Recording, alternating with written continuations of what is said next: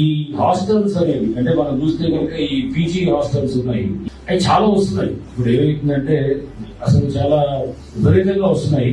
And ఆ వచ్చే దీంట్లో ఏంటంటే అంత ఇల్లీగల్. యాక్చువల్ చెప్పాలంటే కనుక చట్టపరంగా చూస్తే కనుక దానికి ఎటువంటి పర్మిషన్స్ లేవు. బట్ అది సరే వస్తున్నాయి. చాలా మంది పిల్లలు కూడా దాంట్లో వచ్చి చదువుకుంటున్నారు. ప్రాక్టికల్ ఇప్పుడు మేము కొన్ని చూసినప్పుడు చాలా మంది పిల్లలు వాళ్ళు వచ్చే జీతంలో 4,000-5,000 వాళ్ళు అక్కడ ఉండి 5,000, 6,000 ఒక్కొక్కటి లగ్జరీ పీజీలు ఉండొచ్చు, కొంత మామూలు స్టూడెంట్స్ సరిపోయే పీజీలు ఏ కేటగిరీకి సంబంధించిన వాళ్ళకి ఉంటుంది.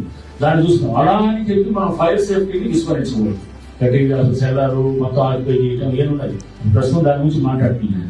నేను మాట్లాడేది ఆల్రెడీ ఇవన్నీ ఎప్పటి నుంచి ఉన్న వాటికి ఫైర్ సేఫ్టీ అనేది మనం ఫాలో అవ్వాలి.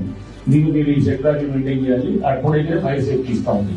మనం దాన్ని కూడా ఒక కట్ ఆఫ్ డేట్ పెడతాం. కట్ ఆఫ్ డేట్ పెట్టి గవర్నమెంట్ తో సంప్రదించి ఒక కట్ ఆఫ్ డేట్ నుంచి ఫైర్ సేఫ్టీ ఖచ్చితంగా మ్యాండేటరీ అనేది పెడతాం. పెట్టి బిల్డింగ్ పర్మిషన్ కూడా మ్యాండేటరీ పెట్టేటట్టు చేస్తాం.